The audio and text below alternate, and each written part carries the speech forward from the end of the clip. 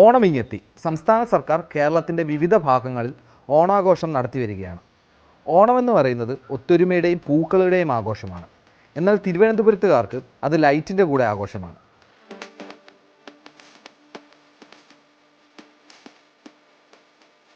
കവടിയാർ മുതൽ സ്റ്റാച്ചു വരെ LED ബൾബുകൾ കൊണ്ട് അലങ്കരിച്ചിട്ടുണ്ട്. മരങ്ങളും കെട്ടിടങ്ങളുമെല്ലാം വിവിധ നിറത്തിലുള്ള LED ബൾബുകൾ കൊണ്ട് അലങ്കരിച്ചാണ് സംസ്ഥാന സർക്കാരിൻ്റെ ഈ വർഷത്തെ ഓണാഘോഷം. ഇത് സെക്രട്ടേറിയറ്റ് ആണ്. തൂവെള്ള നിറത്തിലുള്ള സെക്രട്ടേറിയറ്റ് പല നിറങ്ങളിലാവുന്നത് കാണാൻ കൗതുകകരമാണ്.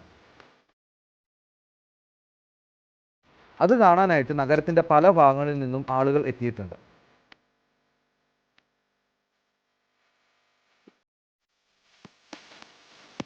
ഇതാണ് നിയമസഭാ മന്ദിരം.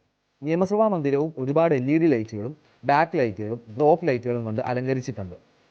നിയമസഭാ മന്ദിരത്തിൻ്റെ ഗേറ്റിൽ ഗാന്ധിജിയുടെ പ്രതിമയും അംബേദ്കർ പ്രതിമയും ഒക്കെ കാണാനായിട്ട് നിരവധി ആളുകൾ എത്തുകയും സെൽഫി എടുക്കുകയും ചെയ്യുന്നുണ്ട്. അതുപോലെ തന്നെയാണ് മ്യൂസിയവും കനകക്കുന്നും ഒക്കെ സാധാരണ ദിവസങ്ങളിൽ തന്നെ തിരക്കാണ്. എന്നാൽ ഇപ്പോൾ ഒരുപാട് വൈകിയും ലൈറ്റ് കാണാൻ വരുന്നവരുടെ തിരക്ക് നമുക്ക് അനുഭവപ്പെടും.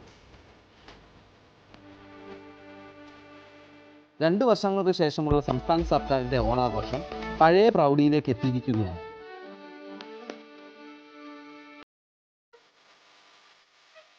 സെപ്റ്റംബർ 6-ാം തീയതി ആരംഭിക്കുന്ന ഓണാഘോഷം 12-ാം തീയതി വരെ നീണ്ടു നിൽക്കുന്നു.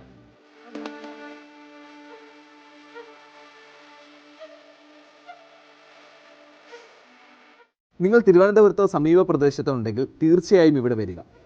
ലൈറ്റിൽ മുങ്ങി നിൽക്കുന്ന നഗരം കണ്ട് സന്തോഷമായി തിരിച്ചു പോവുക.